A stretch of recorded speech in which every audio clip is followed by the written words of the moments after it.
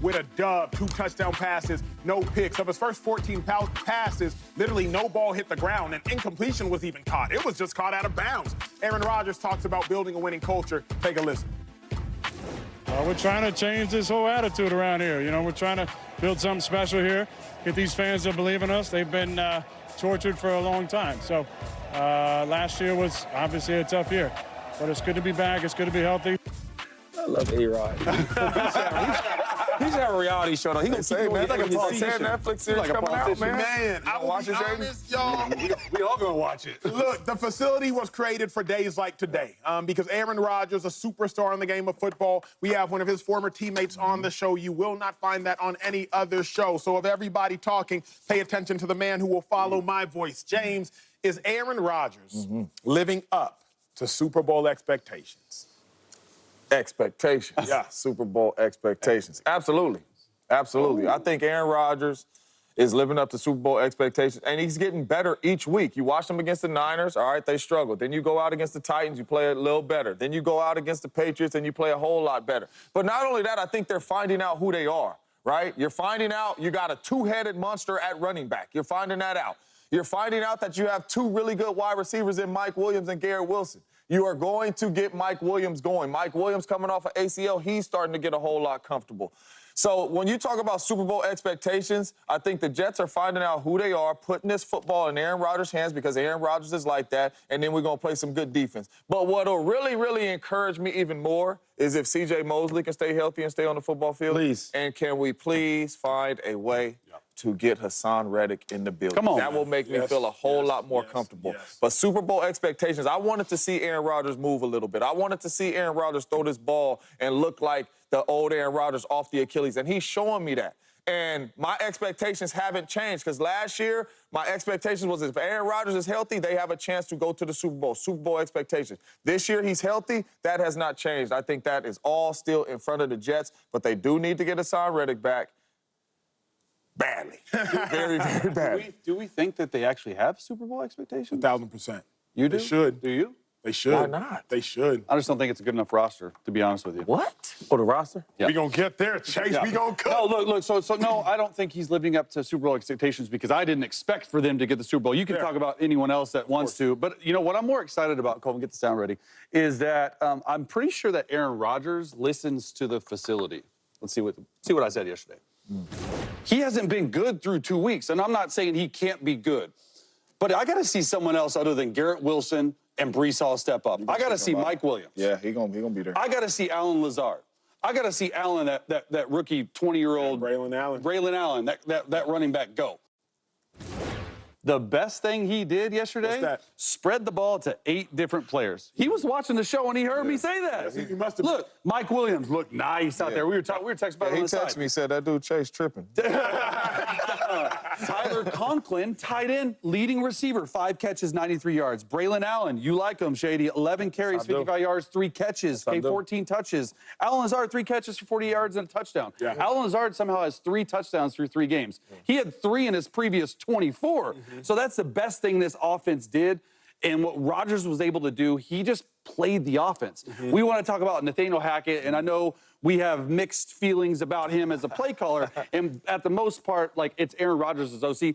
Nathaniel Hackett called a good game. Yeah. Like, he called a good game, and it wasn't just circled around Breece Hall, and it wasn't just circled around, Garrett Wilson as well. So I like what he did out there. I think that there's expectations in that building to be in a Super Bowl, but I'm not sure if I have those. 2-5. Yeah, they played well. They played well, man. A-Rod looked good. Get to the point, Shady. Get to the point. Okay. but yeah. So I just want to get this straight, though. So we're talking about Super Bowl, right? Yes. Like the Chiefs, what the Chiefs be doing every other. Hell no. How? Yo, real quick, because it's like I'm the only hater on the desk. I don't want to be a hater, but I got to be honest. Sounded like that's why y'all paid me my job. Yo, I mean, are we tripping here? Like, the Patriots last year was a 4-13 team last year, right? They did have a top elite draft picks this year, right? Yeah. Drake May, he went there. He was what he went third? So what we talking about, Super Bowl? They look good, really, really good against a mediocre team. That team was regular, though, last night. Double R regular, right? If not spell it, you know what I'm talking about. I didn't see nothing special about the Patriots. Of course. Yeah. Of course. At all. So when we talk about Super Bowl, we talk about the Super Bowl. Like, sir. winning it all. We watched them against a Super Bowl caliber team earlier this year, did we not? We did. What that look like? That was belt to booty. Bop, bop, bop, bop. So all I'm saying is, I need to see. First game of the season. I don't care what day it was, James Jones. I need to see them play against elite teams and win and look the same way. And when I see that, I'm like, yo, they got a shot to really compete for the championship. But until then, I cannot rock with Really that. quick, are you two saying that because of the history of the Jets? Yeah. Because I know we wouldn't say that for any other teams because that had been decent. I don't know you what the I'm odds saying? were for go. just No, the Super because- Bowl, but surely it wasn't that high. All I'm saying, only reason why I'm asking that question is because we all agree, well, he was talking about the top roster. We agree they have a good enough roster. They got a good enough roster. That's what I'm saying. But the only thing is, I watched that same roster, and I thought the best thing about this team was the roster, and I thought it was the defense first. When I watched that defense go against the Niners, not only did they lose that game, they got bullied. They got bullied. No doubt. So No Shady, doubt. but here's the thing. I agree. If the question was, because I agree with Shady on a lot of things in this life, and there's nothing more I agree with him on than what he just said. Okay, appreciate that. If the question was, are the Jets living up to Super Bowl expectations, I would say either no or I don't know. Gotcha. But the question is Aaron Rodgers living up to Super Bowl expectations? And that answer is definitively yes. After one game. After three games. Well, because it's definitively yes, because what we asked for from Aaron Rodgers was what he's done. Give us 5 touchdowns through 3 games. I believe he's on pace for 30 or so touchdowns, 1 interception. He's on pace for, 6 or 30 touchdowns, 6 interceptions? That is what we wanted from Aaron Rodgers. The Jets defense over the last 3 years, you've seen them be top 5 in points allowed twice. So if the Jets defense does what the Jets defense is supposed to do, and this Aaron Rodgers does what this Aaron Rodgers just did, that is Super Bowl expectations. The Aaron Rodgers we saw yesterday, only Patrick Mahomes and Josh Allen are better on a consistent basis as it is to winning.